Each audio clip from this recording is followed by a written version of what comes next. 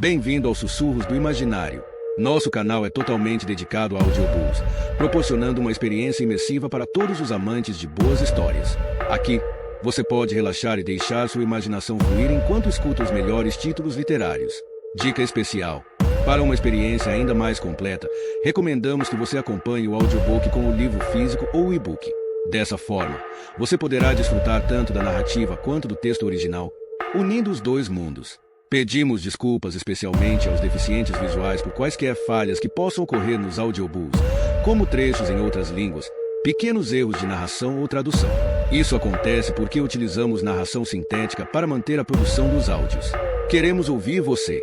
Sugira nos comentários livros que gostaria de ver aqui no canal.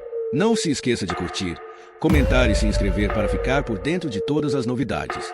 Obrigado por estar conosco e bons sussurros.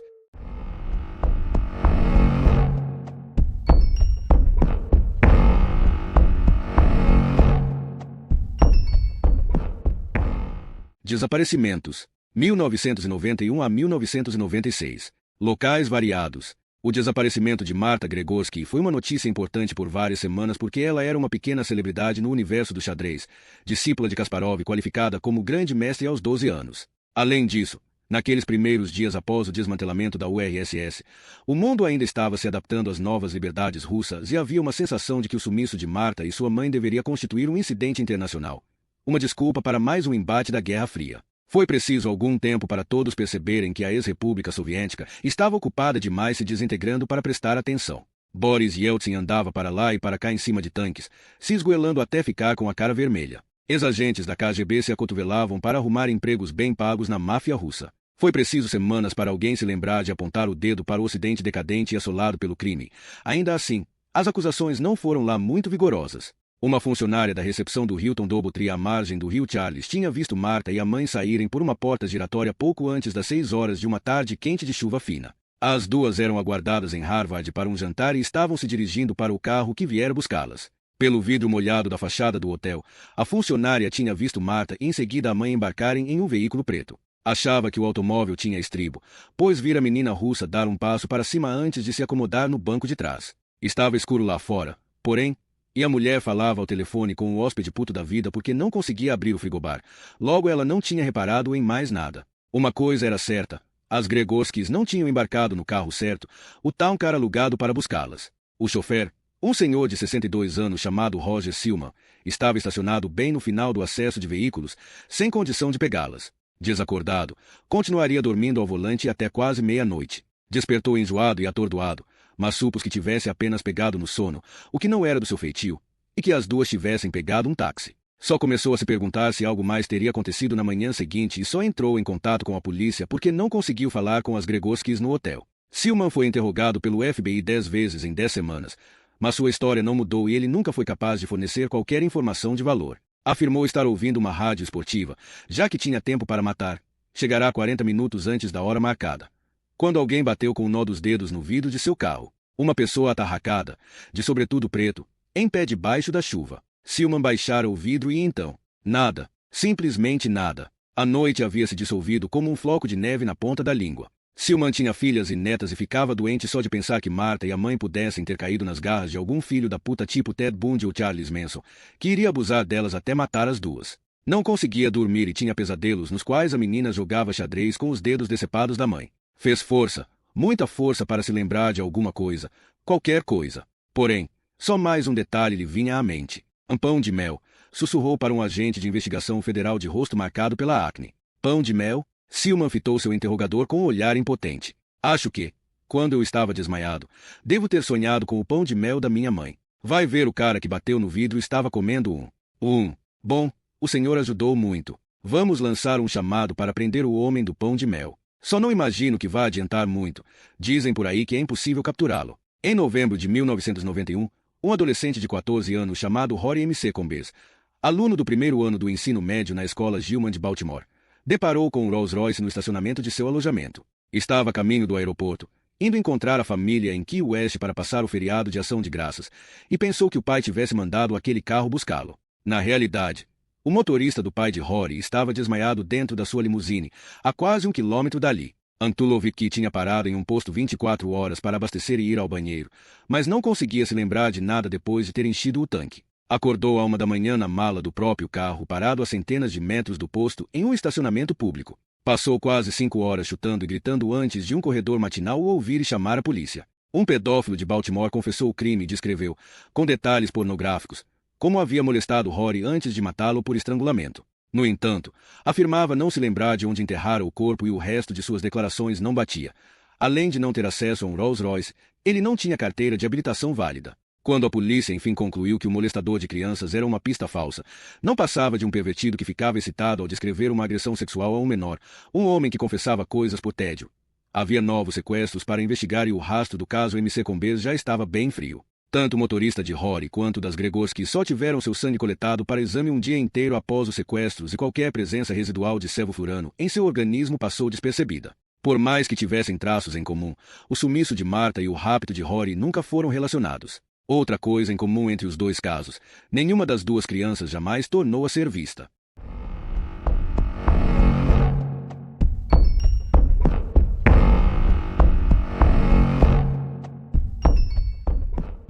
Averil. Chris McCain foi embora de casa no outono em que Vic entrou para o ensino médio. Seu ano de caloura já prometia ser atribulado. Ela vinha tirando notas sofríveis em todas as matérias, com exceção de artes, cujo professor fizera um comentário em seu boletim trimestral, 6 palavras rabiscadas às pressas. Vitória tem talento, precisa se concentrar. E lhe deram 8. Vic passava todas as aulas desenhando. Tatuava-se com caneta para irritar a mãe e impressionar os meninos. Havia entregado um relatório de leitura na forma de uma tira de quadrinhos, para a diversão de todos os outros alunos sentados com ela no fundo da sala. Vic estava tirando 10 com louvor na tarefa de entreter os outros alunos ruins. Sua Harley fora substituída por uma Kevin com detalhes em prata e rosa no guidão. Ela estava cagando para as Kevin. Nunca andava naquela bicicleta. Tinha vergonha dela. Ao voltar para casa depois de uma detenção após a aula, Vic encontrou a mãe sentada no puff da sala, com os cotovelos apoiados nos joelhos e segurando a cabeça entre as mãos. Sua mãe tinha chorado, e ainda estava chorando.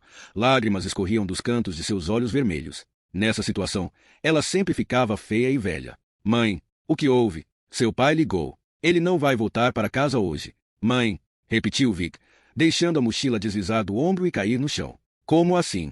Onde ele vai estar? Não sei. Não sei onde, também não sei porquê. Vic a encarou, incrédula. Como assim não sabe porquê? Ele não vai voltar para casa por sua causa, mãe. Por que não suporta você? Porque tudo que você faz é encher o saco dele. Ficar aí enchendo o saco quando ele está cansado e quer que o deixem em paz. Eu tentei tanto. Você não sabe o quanto eu tentei agradar seu pai. Posso providenciar para que tenha cerveja na geladeira e comida quente quando ele chega tarde em casa para jantar. Mas não posso voltar a ter 24 anos. Na verdade, é disso que ele não gosta em mim. Era essa a idade da última. Sabia? Não havia raiva em sua voz. Ela soava apenas cansada. Como assim? Que última? A última menina com quem ele andou transando. Mas agora eu não sei com quem ele está. Nem porque resolveu ir embora com ela. Não que eu algum dia tenha obrigado seu pai a escolher entre aqui em casa e a menina. Não sei porque desta vez é diferente. Ela deve ser bem gostosinha. Você mente muito mal, acusou Vic, sua voz saindo abafada e trêmula. Eu odeio você. Odeio você e, se ele for embora, eu também vou. Mas, Vicky, disse sua mãe com aquele tom estranho e distante de exaustão. Seu pai não quer que você vá com ele. Não foi só a mim que ele abandonou. Ele abandonou nós duas. Vic virou as costas, saiu correndo de casa e bateu a porta atrás de si. Continuou em disparada pela tarde do início de outubro. A luz caía oblíqua por entre os carvalhos do outro lado da rua, dourada e verde. Ela amava aquela luminosidade. Não havia uma igual no mundo. Ela montou na ridícula bicicleta rosa e começou a pedalar, chorando muito mas quase sem perceber, arquejando. E assim deu a volta na casa, passou por baixo das árvores e foi descendo a encosta ouvindo o vento assobiar nos ouvidos. As Kevin de 10 marchas não chegava aos pés da Turboner da Harley, e ela podia sentir cada pedra e cada raiz sob os pneus finos. Iria achá-lo, disse a si mesma. Estava indo ao encontro dele agora. Seu pai a amava e, se ela quisesse ficar com ele, encontraria um lugar para Vic. E ela nunca mais voltaria para casa. Nunca mais teria que ouvir a mãe encher seu saco porque ela usava jeans pretos, se vestia feito um menino ou andava mal acompanhada. Tudo que precisava fazer era descer a encosta de bicicleta e a ponte estaria lá. Só que não estava. A velha estrada de terra batida terminava no guarda-corpo que dava para o rio Merrimack. Correnteza acima. A água era tão negra quanto vidro fumê. Correnteza abaixo, turbulenta, despedaçava-se contra as rochas em meio à espuma branca.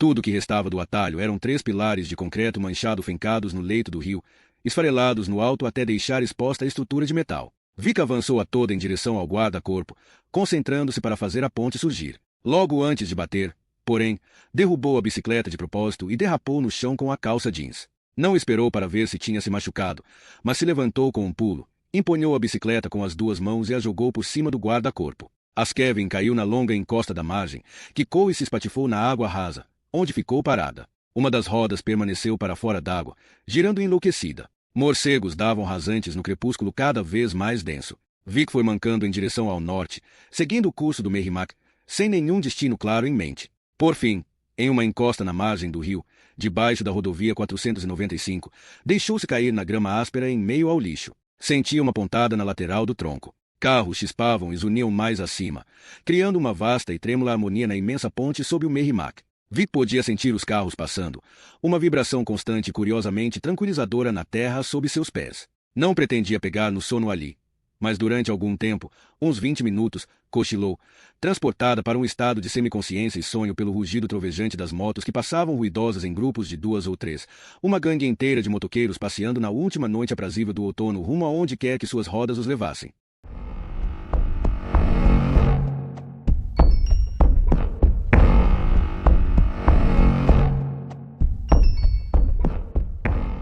Locais variados. Chovia forte em Chesapeake, Virgínia, quando Jeff Adam levou sua Spring Spaniel, Garbo, para o habitual passeio após o jantar, na noite de 9 de maio de 1993. Na verdade, nenhum dos dois queria sair. A chuva caía com tanta força no Battlefield Boulevard que chegava a ricochetear nas calçadas de concreto e nos acessos de carro calçados de pedra em frente às casas. O ar recendia a sálvia e azevinho. Jeff estava usando um poncho amarelo bem grande que o vento sacudia furiosamente.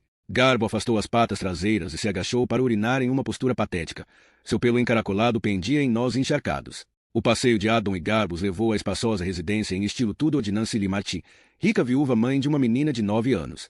Mais tarde, ele diria aos investigadores do Departamento de Polícia de Chesapeake que tinha olhado para o acesso de carros da casa porque ouvirá uma canção natalina, mas não era bem essa a verdade, pois isso não seria possível, devido ao rugido ensurdecedor da chuva batendo no asfalto. Adam sempre dava uma olhada porque tinha uma quedinha por Nancy Lee Martin. Ela era 10 anos mais velha do que ele, mas, aos 42, conservava praticamente o mesmo aspecto de quando era líder de torcida na Universidade Estadual da Virgínia. Ele espiou o acesso de carros bem a tempo de ver Nancy sair pela porta da frente com a filha, Amy, correndo na sua frente. Um homem alto de sobretudo preto segurava um guarda-chuva para ela.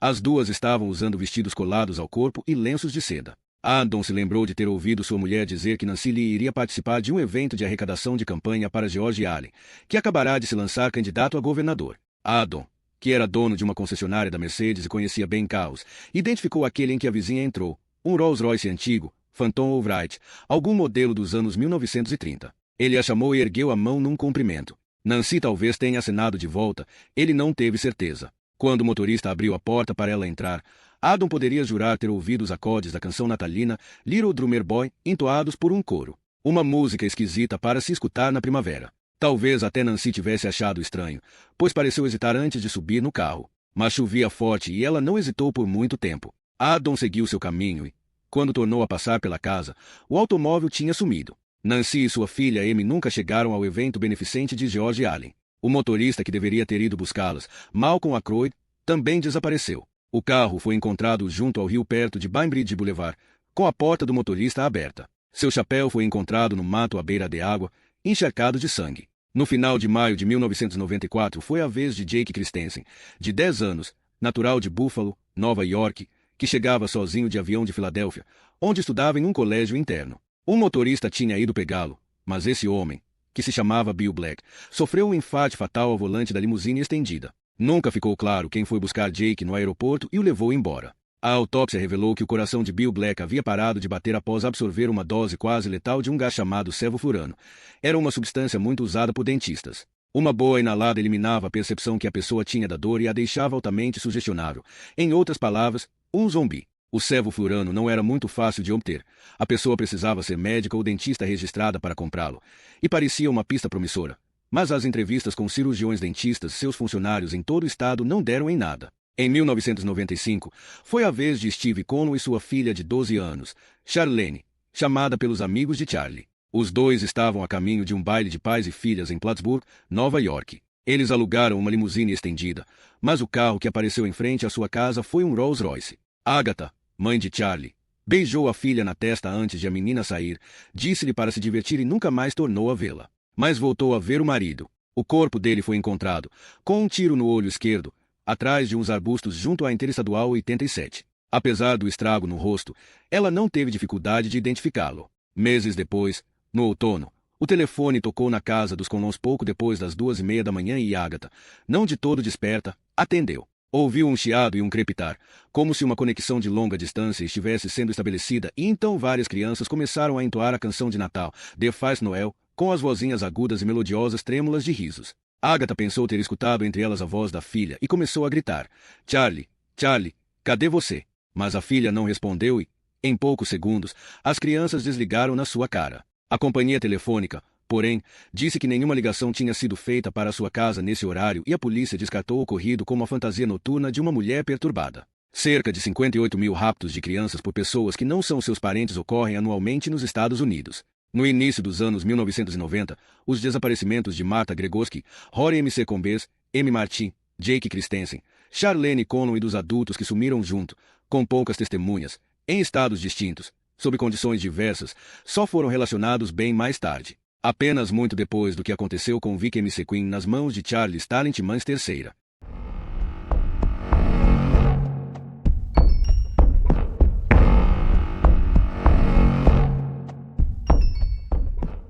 Averil. No fim de março do último ano de Vic no ensino médio, sua mãe a flagrou no quarto com Craig Harrison à 1 da manhã. Linda não os pegou transando, nem sequer se beijando.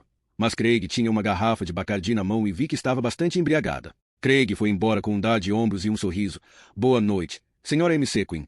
Desculpa se a gente te acordou. E, na manhã seguinte de sábado, Vic saiu para trabalhar no Taco Bell sem falar com a mãe. Não estava ansiosa para voltar para casa e certamente não estava preparada para o que a aguardava quando voltou. Linda estava sentada na cama da filha, muito bem arrumada com lençóis limpos e um travesseiro afufado, igualzinha à cama de um hotel. Só faltava o chocolatinho de menta. Todo o resto tinha sumido. O caderno de desenhos de Vic, seus livros, seu notebook. Havia umas poucas coisas sobre a escrivaninha, mas Vic não as registrou de imediato, pois os objetos desaparecidos a deixaram sem ar. O que você fez? Você pode ganhar suas coisas de volta, contanto que respeite as minhas novas regras e o meu novo toque de recolher. De agora em diante, vou levar você à escola, ao trabalho e a todos os outros lugares aonde você quiser ir.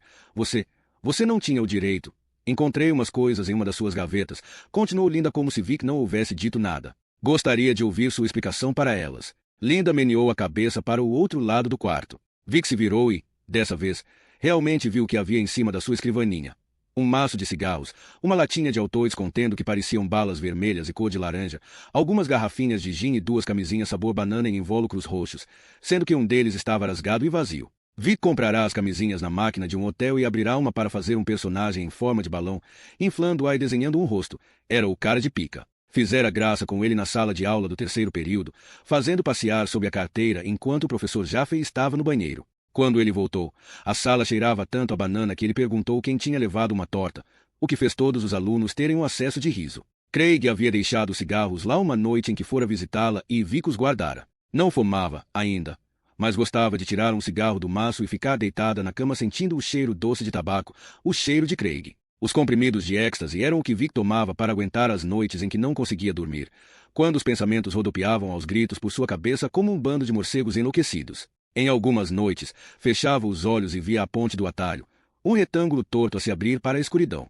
Podia sentir o cheiro da ponte, o fedor de amônia da urina de morcego, o cheiro de madeira mofada. Um par de faróis piscava no escuro do outro lado da ponte, 2 círculos de luz pálida bem próximos um do outro. Eram fortes e terríveis e às vezes, mesmo depois de abrir os olhos, ela ainda continuava a vê-los brilhar na sua frente. Eles lhe davam vontade de gritar. Uma balinha sempre deixava tudo mais calmo, lhe dava a sensação de estar deslizando, com a brisa soprando no rosto. Conferia ao mundo um movimento fluido e sutil, como se ela estivesse na garupa da moto do pai, inclinando-se em uma curva. Quando ela tomava êxtase, não precisava dormir. Ficava apaixonada demais pelo mundo para dormir e ligava para os amigos e dizia que os amava. Ficava acordada até tarde rabiscando desenhos para tatotos que a ajudassem a deixar de ser uma simples menina e virar uma stripper rainha do sexo. Queria tatuar um motor de moto acima dos seios para avisar aos meninos como seria incrível montar nela e pouco importava o fato patético de, aos 17 anos, ser a última virgem da turma. As garrafinhas de gin não eram nada, apenas um líquido que ela mantinha à mão para engolir o êxtase. Pode pensar o que quiser, disse Vic. Estou pouco me fodendo. Acho que eu deveria agradecer o fato de pelo menos você estar se protegendo. Se tiver um filho sem estar casada, não pense que vou ajudar você. Eu nunca vou querer ver essa criança. Nem ela nem você. O que Vic queria lhe falar era que aquele era um ótimo argumento para ela engravidar o quanto antes, mas o que saiu de sua boca foi: a gente não transou. Agora você está mentindo. No dia 4 de setembro, achei que você tivesse dormido na casa da vila. Mas no seu diário está escrito: você leu a porra do meu diário. Ou que você dormiu com o Craig a noite inteira pela primeira vez. Acha que eu não sei o que isso significa. Na verdade, eles tinham mesmo só dormido juntos, de roupa, debaixo de um edredom no chão do porão da casa de vila junto com 6 outros amigos. Mas, quando Vic acordou, ele estava deitado de conchinha atrás dela, com um braço em volta da sua cintura, respirando bem junto ao seu pescoço. Ela pensou: por favor, não acorde. Durante alguns segundos, se sentiu tão feliz que achou que fosse explodir.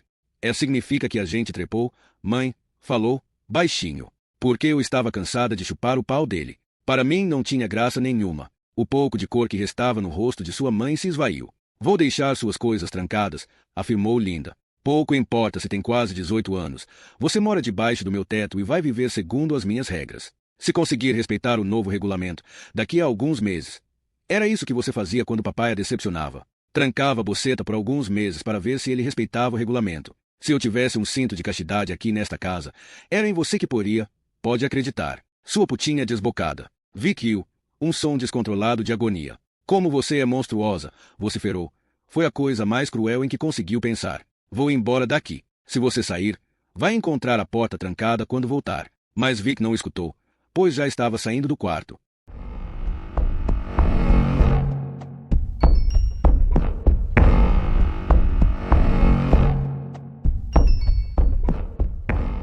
Do lado de fora no frio. A chuva era uma geada fina que encharcou a jaqueta militar que ela vestia e deixou seus cabelos endurecidos de gelo. O pai de Vic morava com a namorada em Durham, New Hampshire.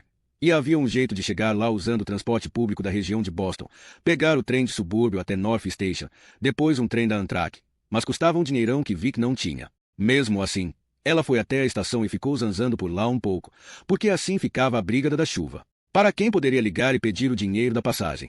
Então pensou que se foda, telefonaria para o pai mesmo, para que ele fosse buscá-la. Sinceramente, não sabia porque não tinha cogitado isso antes. Só fora visitá-lo uma vez no último ano e tudo havia corrido mal. Vic brigara com a namorada do pai e jogará o controle remoto na cara dela, o que, por pura falta de sorte, a deixará com o olho roxo. Seu pai a mandara de volta na mesma noite e nem se interessara em ouvir a sua versão da história. Vic não falava com ele desde então. Chris M. Quinn atendeu ao segundo toque e aceitou a ligação a cobrar. Mas a sua voz não pareceu muito contente, estava rascante. Na última vez em que Vic o vira, havia muitos cabelos brancos na sua cabeça que não estavam lá um ano antes. Ela ouvirá dizer que os homens namoravam mulheres mais jovens para se sentirem jovens também. Não estava dando certo. Mamãe me expulsou de casa, do mesmo jeito que expulsou você, contou ela, se esforçando para não recomeçar a chorar. Não era isso que havia acontecido, claro, mas parecia o jeito certo de iniciar a conversa. Oi, pirraia, cumprimentou Chris.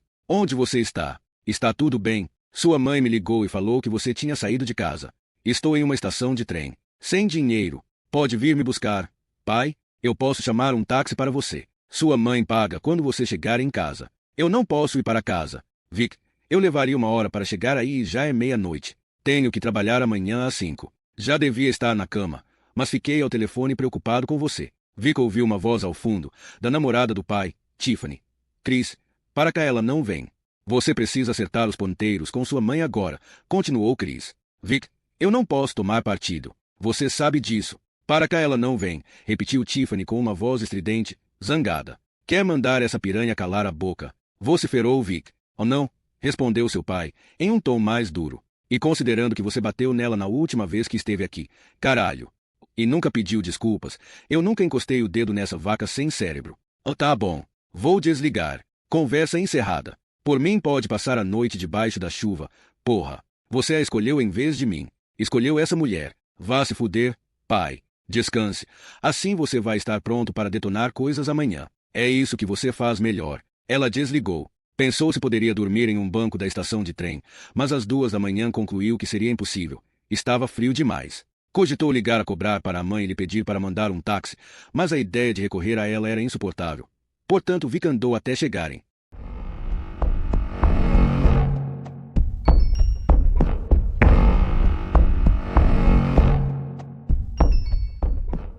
Casa. Nem tentou a porta da frente, pois pensou que o trinco estaria passado. A janela do seu quarto ficava a 3 metros do chão, sem contar que devia estar trancada. As janelas dos fundos estavam igualmente trancadas, assim como a porta de correr de vidro. Mas uma das janelas do porão não trancava, aliás, mal fechava direito. Havia 6 anos permanecia aberta meio centímetro. Vic encontrou um podão de jardim enferrujado e o usou para cortar a tela da janela comprida e larga. Em seguida, empurrou-a para dentro e se espremeu para entrar pelo buraco. O porão era um cômodo amplo e sem mobília, com o teto cheio de canos. Um dos cantos junto à escada era ocupado pela lavadora e pela secadora de roupas, no outro, ficava o boiler. O resto era uma confusão de caixas, sacos de lixo cheios de roupas velhas de Vic e uma espreguiçadeira de lã xadrez com uma aquarela emoldurada de uma ponte coberta apoiada no assento. Vic se lembrou vagamente de ter pintado aquilo antes de entrar para o ensino médio. Era feia pra caralho. Noção de perspectiva zero. Divertiu-se desenhando com caneta um bando de picas voadoras no céu. Em seguida deixou a pintura de lado e reclinou o encosto da espreguiçadeira para transformá-la quase em uma cama. Encontrou roupas limpas dentro da secadora. Quis pôr os tênis para secar, mas sabia que o tlec-tlec-tlec da máquina iria chamar a atenção da mãe, então apenas deixou-os no primeiro degrau da escada. Achou casacos de inverno fofinhos dentro de um saco de lixo. Como a cadeira não reclinava completamente, ela não imaginou que fosse conseguir dormir, acelerada como estava, mesmo encolhida e coberta, mas em determinado momento fechou os olhos por um instante. Quando tornou a abri-los, o céu já era uma nesga de azul vivo. O que a fez acordar foi o barulho de passos no andar de cima e a voz agitada de sua mãe. Pela forma como Linda andava de um lado para o outro, Vic concluiu que Linda falava ao telefone na cozinha. Eu já chamei a polícia, Chris. Eles disseram que ela vai voltar para casa quando estiver pronta. Um intervalo. Não, eles não vão, porque ela não é uma criança desaparecida. Porra.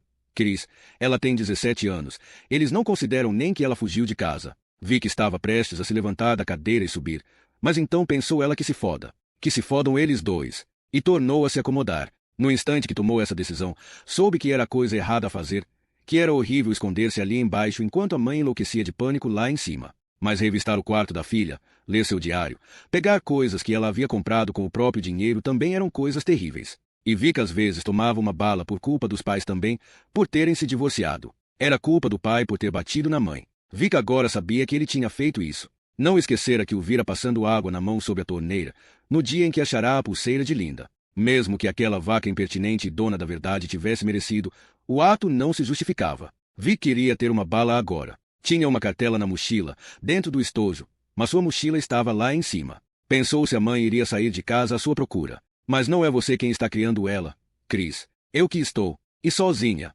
Falou Linda quase aos gritos. Ao ouvir o choro em sua voz, por um instante Vic quase mudou de ideia. E mais uma vez se conteve. Era como se a chuva gelada da noite anterior tivesse sido absorvida por sua pele, entrado em seu sangue e a tornado de algum modo mais fria. Ela ansiava por isso, por uma frieza interior, uma imobilidade gélida e perfeita, um frio que anestesiasse todas as suas sensações ruins, que congelasse em um instante todos os pensamentos maus. Você queria que eu sumisse e eu sume, pensou. Sua mãe bateu o fone no gancho com força, pegou-o de novo e tornou a bater. Vic se encolheu em meio aos casacos e se aconchegou. Em 5 minutos, estava dormindo outra vez.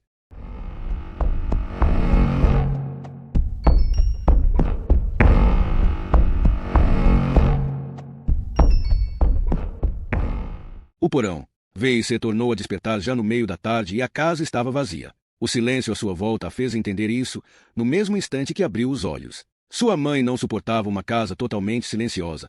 Quando ia dormir, ela deixava o ventilador ligado. Quando estava acordada, ligava a TV ou falava. Vic se levantou da cadeira, atravessou o porão e subiu em uma caixa para olhar pela janela que dava para a frente da casa. O Datsun enferrujado de merda que sua mãe dirigia não estava lá fora. Vic sentiu uma onda cruel de animação e torceu para Linda estar dirigindo freneticamente por averil à sua procura, no shopping, nas ruas secundárias, nas casas dos amigos. Eu poderia estar morta, pensou com uma voz portentosa, que parecia vir de longe. Poderia ter sido estuprada e largada quase morta na beira do rio e seria tudo culpa sua.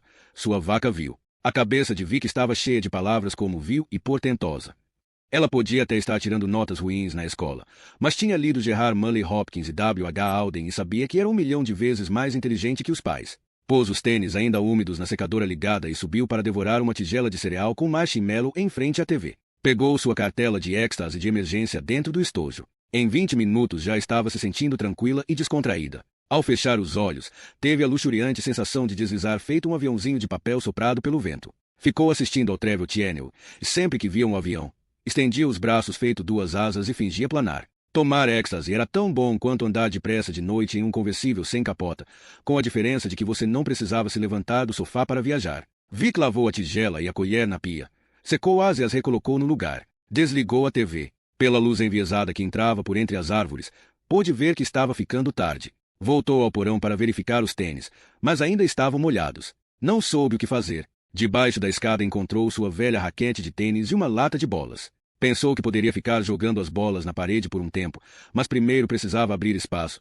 Então começou a mover caixas, e foi aí que a encontrou. A Raleigh estava encostada no concreto, escondida atrás de uma pilha de caixas nas quais se lia Exército da Salvação. Vic ficou pasma ao ver sua velha Tuff Burner, já que a perderá em alguma espécie de acidente. Lembrava-se de ouvir os pais conversando a respeito, quando pensavam que ela não estava escutando. Wise. Mas talvez eles tivessem mentido. O pai dissera que ela ficaria arrasada ao saber que a Tuff Burner não fora encontrada. Sua mãe havia falado algo sobre estar feliz pela situação, porque Vic tinha fixação por aquela bicicleta. E era verdade. Tinha mesmo. Vic tinha várias fantasias, que incluíam cruzar uma ponte imaginária montada na Raleigh até lugares distantes e terras imaginárias. Fora até um esconderijo de terroristas para resgatar a pulseira perdida da mãe e a uma cripta cheia de livros onde havia encontrado uma elfa que lhe preparara um chá e a alertara sobre um vampiro. Passou um dedo pelo guidão, sujando com uma grossa camada cinza de poeira. A Tuff Burner tinha passado aquele tempo todo lá, juntando poeira, porque seus pais não queriam que andasse nela. Vic amava aquela bicicleta, que a presenteara com 1000 histórias. Então, naturalmente, seus pais a haviam tirado dela. Sentia falta das histórias sobre a ponte, da menina que tinha sido. Era uma pessoa melhor nessa época. Continuou a olhar para a bicicleta enquanto calçava os tênis agora quentes e fedidos. Aquela primavera tinha um equilíbrio quase perfeito. Parecia julho debaixo do sol e janeiro na sombra. Vic não queria andar pela rua e correr o risco de a mãe vê-la. Portanto, empurrou a Raleigh até os fundos da casa e a trilha que seguia mata adentro. Pareceu-lhe a coisa mais natural do mundo montar na bicicleta e começar a pedalar. Vic riu. A Tuff Burner era tão pequena para ela que o efeito era quase cômico. Imaginou um palhaço espremido dentro de um carrinho minúsculo. Seus joelhos encostavam no guidão e a bunda não cabia no selim. No entanto, quando ela ficava em pé sobre os pedais, a bicicleta ainda parecia perfeita. Ela desceu a encosta até uma sombra e sentiu no rosto o hálito do inverno. A bicicleta bateu em uma raiz e levantou o voo, pegando Vic de surpresa. Ela deu um grito agudo e feliz. Por um instante, não houve mais diferença entre quem ela era naquele momento e quem tinha sido antigamente. A sensação das 2 rodas girando e do vento batendo em seus cabelos continuava deliciosa. Não foi direto para o rio, mas seguiu uma trilha estreita que percorria a encosta da montanha na diagonal. E rompeu de uns arbustos e se viu no meio de um bando de meninos em pé ao redor de uma fogueira acesa dentro de uma lata de lixo. Um baseado passava de mão em mão. "Me dá um tapa aí!" gritou ao passar, fazendo o gesto de quem se apodera do pequeno cigarro. O menino que segurava o baseado, um magricelo com cara de bobo usando uma camiseta do Ozzy Osbourne, ficou tão espantado que engasgou com a fumaça que estava prendendo. Vic se afastou sorrindo e o garoto pigarreou antes de berrar. "Quem sabe se você vier chupar a gente, sua puta de merda." Ela foi em frente, distanciando-se pela mata fria. Um bando de corvos empoleirados nos galhos de uma bétula de tronco grosso crocitou quando ela passou debaixo deles. "Quem sabe se você vier chupar a gente," pensou ela, e por um momento o adolescente de 17 anos se imaginou dando meia volta até lá, desmontando e dizendo: "Tá bom. Quem vem primeiro?" Sua mãe já a considerava uma puta mesmo. Vic detestava decepcioná-la. Sentirá-se bem por alguns instantes, mas a sensação de felicidade se esgotara, deixando em sua esteira uma raiva fria. Só que Vic não tinha mais muita certeza de com quem estava brava. A raiva não tinha ponto fixo. Era um turbilhão vago de emoções que girava ao mesmo ritmo do leve zum-zum dos raios das rodas. Pensou em se dirigir para o shopping, mas a ideia de ter que exibir um sorriso para as outras meninas na praça de alimentação a deixou irritada. Não estava com disposição para encontrar conhecidos e não queria ninguém lhe dando bons conselhos. Não sabia para onde ir, mas queria arrumar encrenca. Tinha certeza de que, se pedalasse por tempo suficiente, acabaria topando com alguma. Até onde sua mãe sabia, a filha já se envolvera em algum problema e estava agora jogada em algum lugar, nua e morta. Vic ficou contente por ter posto essa ideia na cabeça de Linda. Lamentou que naquela noite a diversão fosse terminar e a mãe fosse saber que ela ainda estava viva. Meio que desejou haver um jeito de fazer Linda jamais descobrir o que havia acontecido com ela, um jeito de sumir da própria vida, ir embora e nunca mais voltar. E como seria bom isso, deixar tanto o pai quanto a mãe na dúvida se a filha estava viva ou morta. Deliciou-se pensando em todos os dias e semanas que os dois passariam sentindo sua falta, atormentados por medonhas fantasias sobre o que teria acontecido com ela. Iriam imaginá-la debaixo da chuva e da neve, trêmula e infeliz, entrando agradecida no banco de trás do primeiro carro que parasse. Talvez ainda estivesse viva em algum lugar no porta-malas desse carro velho. Vic não teve consciência de que, na sua mente, o automóvel passará a ser antigo, de marca e modelo indeterminados. E eles jamais saberiam por quanto tempo o velho a mantivera viva. Vic acabará de decidir que ele tinha de ser velho, já que o carro era. Nem o que fizera com ela ou onde colocará o corpo. Seria pior do que eles próprios morrerem.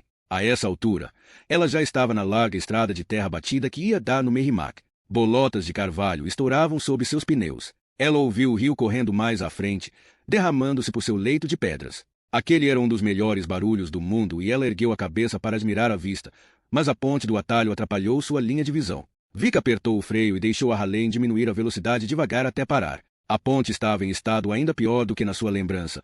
A estrutura inteira pendia para a direita e parecia que um vento forte poderia derrubá-la no rio. A entrada torta estava emoldurada por emaranhados de era. Ela sentiu o cheiro de morcego. Do outro lado, viu um tênue borrão de luz. Estremeceu por causa do frio, e também por causa de algo semelhante ao prazer. Soube, com uma certeza tranquila, que havia algo errado dentro da sua cabeça. Em todas as vezes que tinha tomado êxtase, jamais tivera uma alucinação. Pensou que para tudo havia uma primeira vez. A ponte esperava que ela atravessasse. Quando o fizesse, Vic sabia que cairia no vazio. Seria lembrada para sempre como uma garota doidona que se jogou de bicicleta de um penhasco e quebrou o pescoço. Essa perspectiva não a amedrontava. Seria quase tão bom quanto ser raptada por algum velho horrível, o espectro, e ninguém nunca mais saber dela. Ao mesmo tempo, muito embora soubesse que a ponte não estava lá, parte de si queria saber o que havia agora do outro lado. Vic ficou em pé nos pedais e chegou mais perto, bem na beiradinha, onde a estrutura de madeira encostava na terra batida. Duas palavras estavam escritas com spray verde na parede lá dentro, à sua esquerda.